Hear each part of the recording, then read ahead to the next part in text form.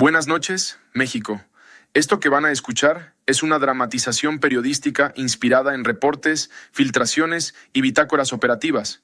No es sentencia, no es parte oficial, no es una acusación definitiva. En México, entre dicho y probado, hay un abismo, y a veces ese abismo se llena de humo.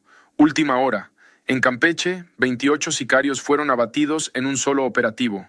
Entre ellos, una mujer con pasado de uniforme, Erika de la Olaya, alias La Sirena, excomandante de la Marina, desertora del Estado y presuntamente táctica de una célula de élite ligada al cártel Jalisco Nueva Generación.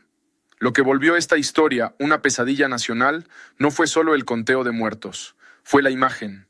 Erika caída en una carretera oscura del sureste, con un bebé en brazos y un chaleco antibalas infantil hecho a la medida. La noche empezó como empiezan las noches que terminan en expediente, con una alerta breve y un silencio largo.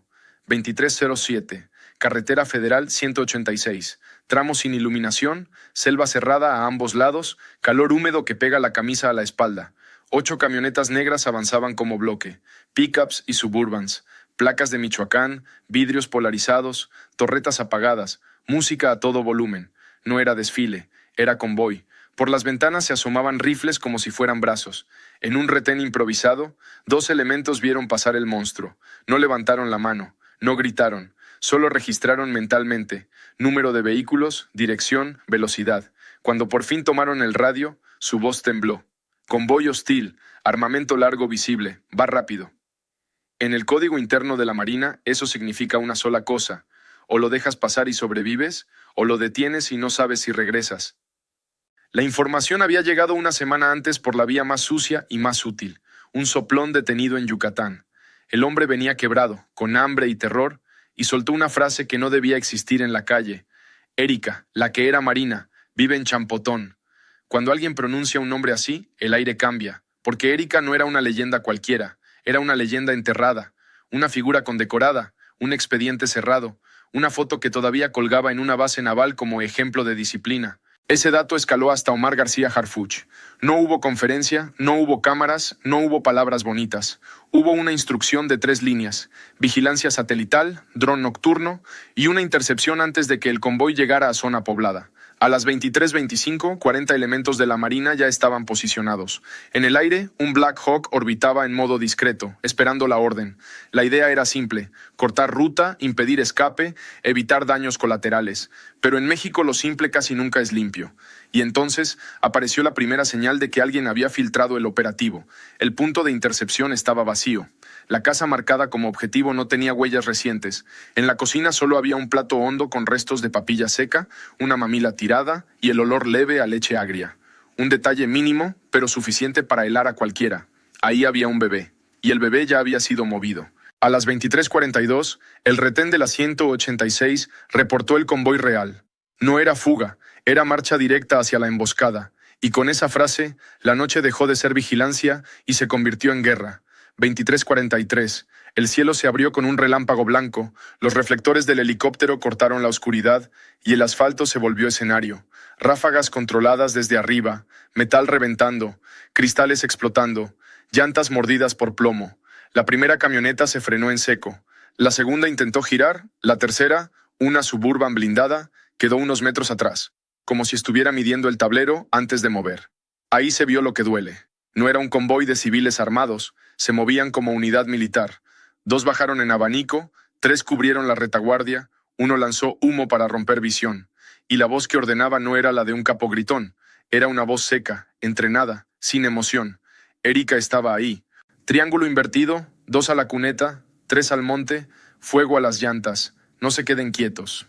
Sus hombres obedecieron como tropa, cambiaban cargadores con ritmo. Se cubrían, no disparaban por disparar, disparaban para abrir hueco, para obligar a la Marina a retroceder, para ganar segundos. En una carretera, los segundos son vida. La Marina respondió con disciplina también. No persigan al monte, mantengan perímetro, eviten zona habitada, porque a menos de 10 kilómetros había un caserío.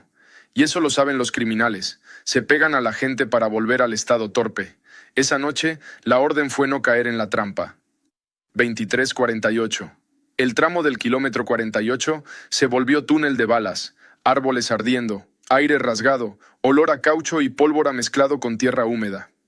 Un elemento narró después que escuchó los impactos en el blindaje como martillos sobre un ataúd. En 7 minutos cayeron 10 sicarios, pero el convoy no se rompió, se reacomodó. Esa era la firma de Erika: reconfigurar. Cuando el helicóptero bajó la intensidad para evitar daño colateral, la sirena intentó la salida más peligrosa: romper el cerco hacia el monte, donde la selva traga evidencias. 2 camionetas lo lograron por segundos, hasta que la luz las mordió desde arriba y una ráfaga precisa las apagó. Quedaron humeando como animales heridos. 23:51. La Suburban de Erika quedó inmóvil. Los marinos avanzaron por ambos lados del asfalto, armas abajo, ojos arriba, y entonces vieron la imagen que iba a incendiar el país: una mujer con uniforme táctico negro, chaleco, casco a medias, rostro frío, con un bebé apretado contra el pecho. El niño llevaba un chaleco antibalas diminuto, costuras reforzadas, placas reales. No era protección, era mensaje. Si te disparan con un niño enfrente, tu moral se tambalea. Eso también se aprende. Eso también se entrena. En la mano derecha, Erika sostenía una Colt .38 bañada en oro, empuñadura de nácar, siglas grabadas con láser. No era lujo, era trofeo. Abrió fuego. 3 disparos limpios, buscando romper avance y crear confusión. Respondieron con ráfagas cortas. En un segundo, el mundo se cayó. Erika cayó sin soltar al bebé. La Colt rebotó contra el asfalto y quedó brillando como un pecado. 0006, conteo preliminar. 28 abatidos, 0 fugados confirmados, 3 detenidos heridos. Un marino lesionado en brazo, estable. Se aseguró armamento, chalecos, radios, placas, efectivo. Pero el operativo no terminó ahí, porque lo verdaderamente delicado no estaba en los cuerpos. Estaba en lo que Erika traía consigo, en lo que el Estado había dejado escapar años atrás. Para entender por qué la sirena era más peligrosa que cualquier sicaria, hay que regresar 20 años atrás, cuando todavía era orgullo institucional. Erika entró a la Marina a los 21. No venía de cuna rica, venía de disciplina. Su expediente era impecable: pruebas físicas perfectas, puntería quirúrgica, capacidad táctica superior al promedio. La gente que la conoció en Ensenada y Matamoros la describe igual: estoica, meticulosa, capaz de desarmar y armar un fusil con los ojos vendados y con una mirada que no pedía permiso. Con el tiempo dirigió hasta 100 elementos. Participó en operaciones contra células de los Zetas en la Sierra de Tamaulipas. Hubo una noche, dicen, en que entró primero y salió última, rescatando 2 heridos bajo fuego. Esa noche recibió su segunda condecoración. Debería ser general, murmuraban algunos. Pero Erika nunca buscó aplauso, buscó eficiencia, y esa diferencia es mortal. A los 43 pidió su retiro. No hubo homenaje grande. No hubo despedida. Hubo un expediente cerrado y una frase técnica: baja por motivos personales. Días después desapareció. En una base naval, su foto quedó colgada como ejemplo: la comandante que no falla. Nadie imaginó que la falla no sería operativa, sino moral. La versión que circuló dentro fue cómoda. Murió en combate. La levantaron. Se fue al extranjero. La verdad era más fea. Erika no se fue a descansar. Se fue a construir su propia guerra desde las sombras. Y lo hizo con lo que solo un elemento entrenado posee: acceso a tácticas, rutas, claves, contactos y la capacidad de leer al Estado desde adentro. El CJNG le ofreció algo que el Estado no podía darle en ese momento: dinero y protección. No como soldado, sino como jefa. 170,000 pesos mensuales, casa blindada para su familia en Yucatán, escoltas, vehículos y autonomía táctica.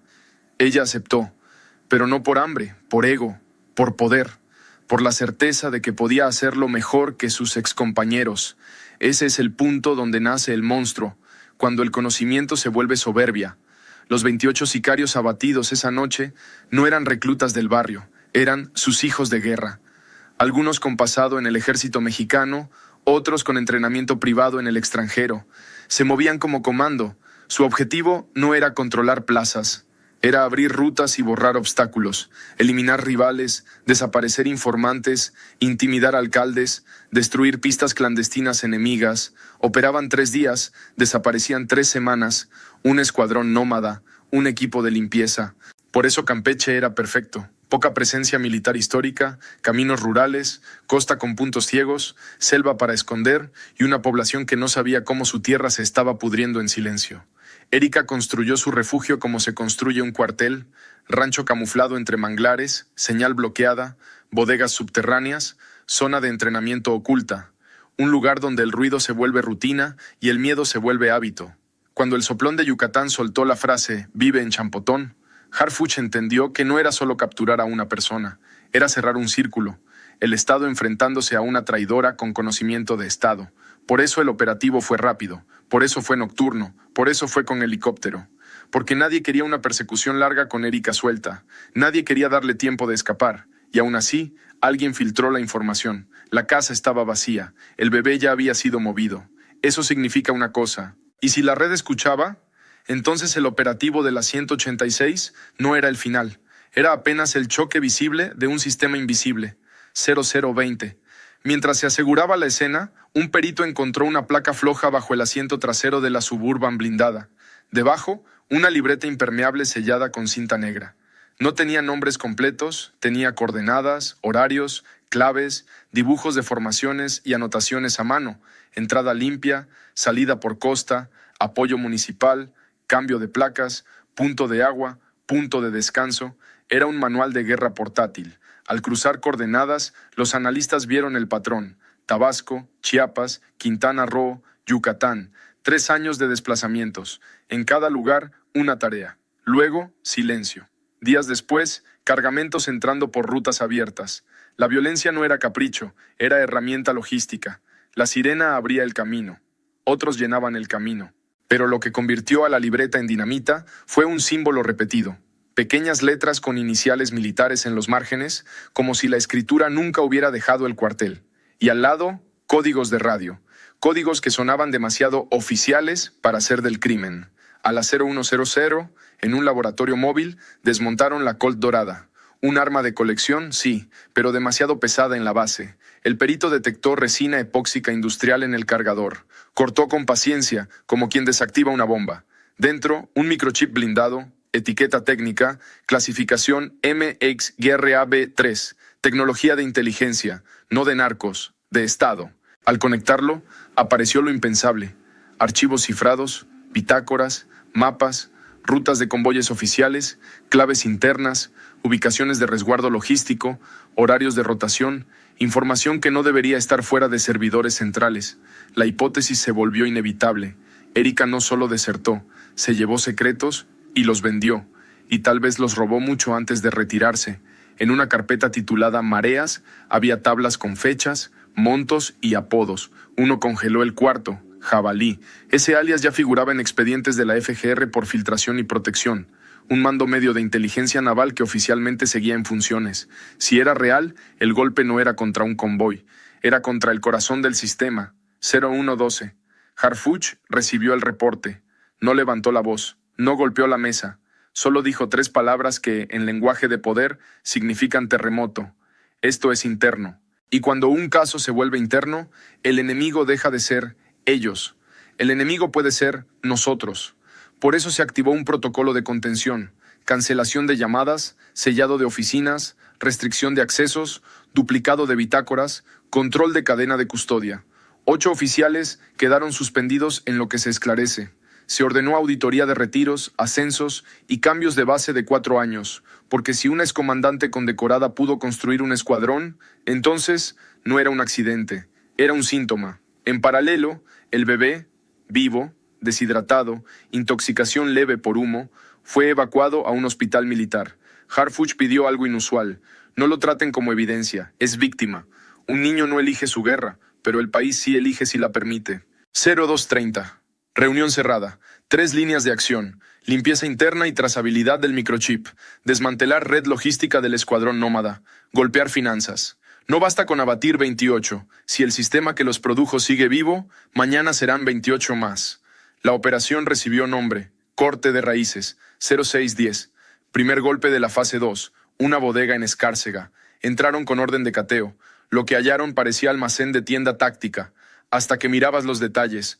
Uniformes clonados con parches idénticos a los oficiales, botas nuevas, chalecos con placas cerámicas, radios satelitales, armamento con serie raspada, lo mismo que traían los abatidos, una línea de suministro, un taller de guerra, al fondo, una mesa con herramientas y moldes, y ahí el estómago se encogió, moldes de chalecos pequeños, tallas infantiles. En el escritorio de metal había recibos, listas de entrega y una ruta marcada, Costa Manglar Bodega. También un paquete de placas vehiculares en blanco, todo listo para desaparecer y volver a aparecer. Mientras se aseguraba la bodega, el equipo financiero detectó movimientos urgentes, retiros en efectivo, transferencias a cuentas puente, cierres de empresas pantalla. Cuando la red siente luz, corre. Por eso el golpe fue simultáneo. Congelar, bloquear, vigilar. En Mérida se aseguraron 2 casas usadas como descanso de operadores. En Cancún, una caja de seguridad bancaria. En Chetumal, un taller con motores y compartimentos ocultos. En un celular decomisado apareció un chat con una frase repetida. Nos avisaron, nos dijeron por dónde no pasar. Esas palabras tan simples eran dinamita. Porque no se puede avisar sin alguien dentro. No se puede decir sin una garganta autorizada. La Fiscalía abrió carpetas por delincuencia organizada y filtración de información clasificada. Y ahí surgió el dilema que siempre aparece cuando el Estado se mira al espejo. ¿Cómo investigas al Estado sin que el Estado se proteja a sí mismo? Harfuch respondió con lo único que rompe pactos: evidencia, cadena de custodia, golpes rápidos, silencio operativo y presión justa. 11:00. Mensaje institucional breve, sin adornos. México tiene enemigos afuera y adentro. Esta vez les vamos a quitar el aire uno por uno. No se mencionó el microchip, no se mencionó jabalí, no se habló de infiltración, pero adentro las oficinas olían a alarma, porque cuando el caso se vuelve interno, la batalla ya no es en carretera, es en pasillos. Ese mismo día, 2 mandos fueron citados a declarar y no regresaron a sus puestos. Se incautaron laptops, se clonaron teléfonos, se revisaron accesos. La limpieza no era simbólica, era quirúrgica. Harfuch lo sabía. Si vendiste información, vendiste vidas. Mientras tanto, Campeche ya vivía otra cosa, el eco social. Abatieron a la sirena. En Ciudad del Carmen, los pescadores bajaron la voz. En Champotón, las tiendas cerraron temprano. Nadie pronunció su nombre en alto. Y en redes sociales, la imagen de la suburban calcinada se volvió símbolo. Una mujer ardiendo, un bebé blindado, y la pregunta clavada en la garganta: ¿cómo llegamos aquí? Pero las organizaciones criminales no lloran, reacomodan. A las pocas horas interceptaron comunicaciones en Chiapas con una frase repetida: la mataron, ahora nos toca a nosotros.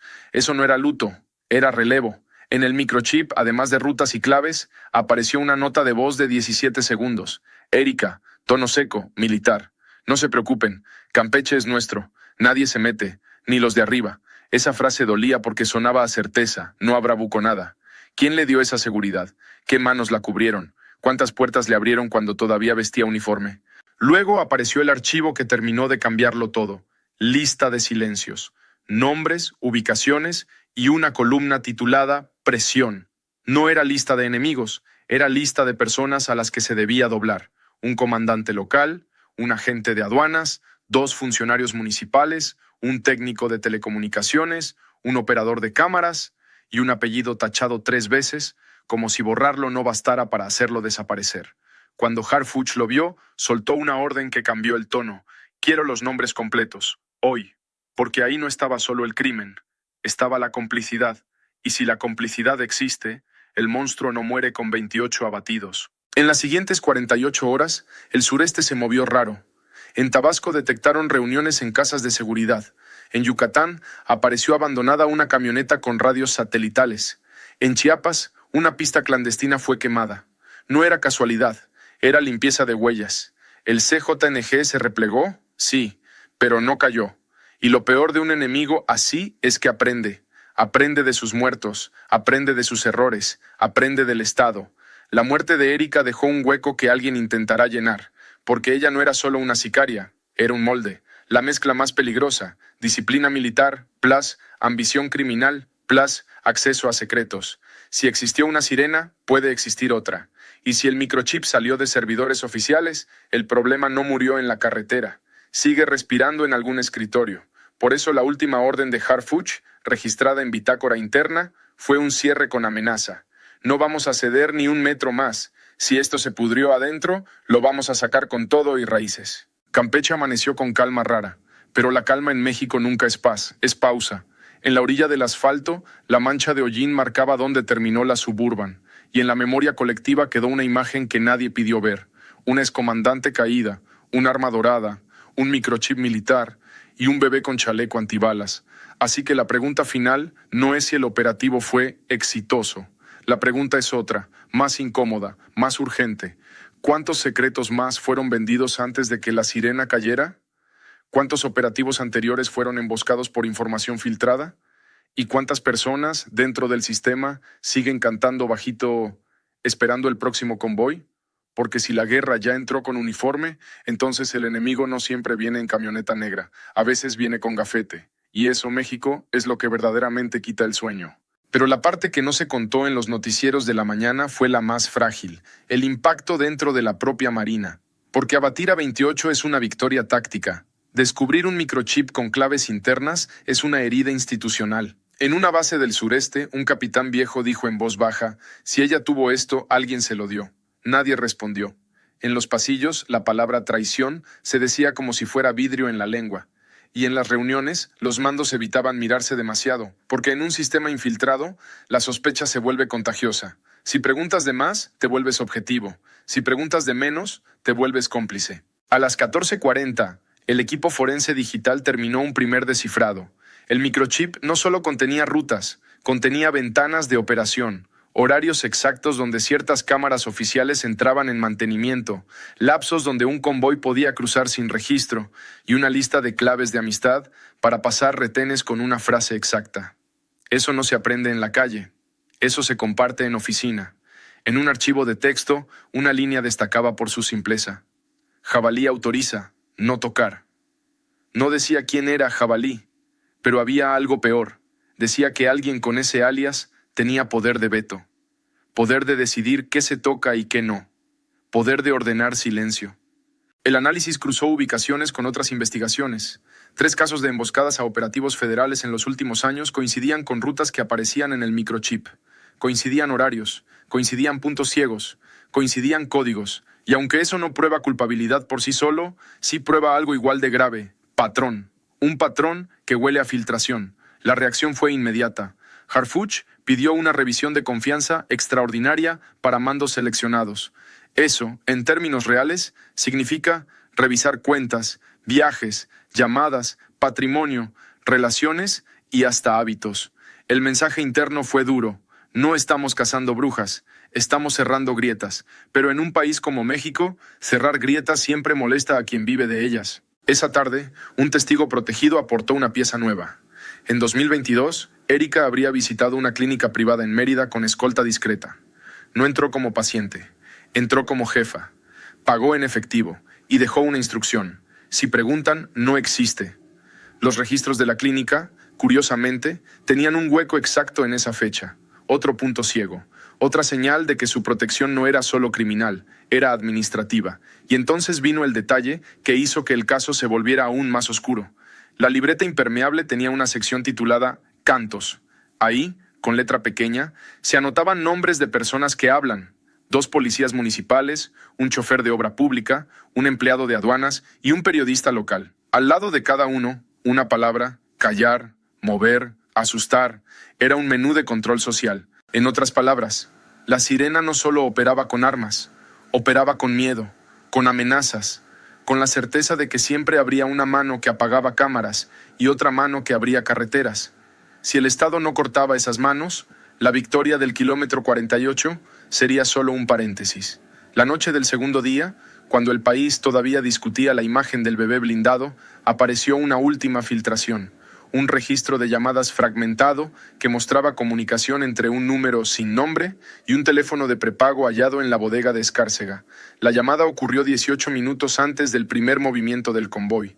Si era real, confirmaba lo que nadie quiere confirmar. Alguien avisó, alguien dio luz verde, alguien empujó a 28 hombres y a una mujer con un bebé hacia una carretera con luces apagadas. Harfuch ordenó blindaje total de la investigación. Nada de filtraciones, nada de versiones sueltas, nada de me dijeron. Se creó un equipo reducido, de confianza, con acceso mínimo. Porque en un caso así, el enemigo escucha, y si escucha, corre. En un cuarto de análisis, un agente trazó un mapa con hilo rojo. Campeche como punto de entrenamiento, Escárcega como bodega, Costa como salida, Yucatán como refugio familiar, Chiapas como zona de repliegue. Es una logística de guerra, dijo. No es solo narco, es una estructura. Y la palabra estructura fue la que más pesó, porque estructura significa tiempo, significa complicidad, significa administración. A las 05:30 del tercer día, se ejecutó un operativo silencioso en Champotón. Cateos simultáneos en 3 casas vinculadas a prestanombres. No se encontró a Jabalí, no se encontró a su red. Se encontró, eso sí, un cuarto vacío con paredes forradas de espuma acústica y una mesa con marcas de herramientas. Un cuarto para hacer cosas sin ruido y en el suelo una placa de identificación naval rota, como si alguien la hubiera arrancado con rabia. Era una prueba simbólica, pero contundente. El uniforme estaba ahí. En la mañana, cuando preguntaron a Harfuch si temía represalias, su respuesta fue corta. Las represalias ya existen. Por eso estamos aquí. Y ese es el punto que muchos no quieren ver. Este caso no se trata solo de una excomandante. Se trata de un Estado que por primera vez en mucho tiempo se está obligando a mirarse al espejo sin maquillaje. Porque si la sirena tuvo un microchip militar, entonces alguien más lo entregó. Si alguien más lo entregó, entonces hay más sirenas en silencio. Personas con entrenamiento, con acceso, con rabia, con ambición, dormidas dentro del sistema. Y si ese sistema no se limpia, la próxima escena no será en una carretera oscura, será en un lugar donde duele más, en una escuela, en un aeropuerto, en un tribunal, en un hospital. Por eso el cierre de este capítulo no es un final, es un aviso. Hoy cayeron 28, hoy cayó la sirena. Pero si el microchip habló, lo que viene no es solo una guerra contra el crimen, es una guerra por recuperar el Estado. Y en esa guerra, México, la pregunta que queda clavada es la más peligrosa de todas. ¿Quién es Jabalí? ¿Y cuántos más lo obedecen? Antes de cerrar, un detalle que se quedó flotando entre los peritos como una astilla. El chaleco del bebé no era artesanal. Tenía costuras industriales, etiqueta de lote y un número de serie cortado con navaja. Eso significa producción. Eso significa taller. Eso significa que alguien fabricó equipo balístico para un infante como si fuera normal. Y cuando algo así se vuelve normal dentro de una organización, es porque ya cruzaron el límite de lo humano. En el hospital militar, un médico dijo que el niño reaccionaba al sonido de las botas. No lloraba, se quedaba quieto, como si ya hubiera aprendido que el ruido trae fuego. Ese comportamiento, dicen los psicólogos, no se aprende en un día, se aprende viviendo cerca de la guerra.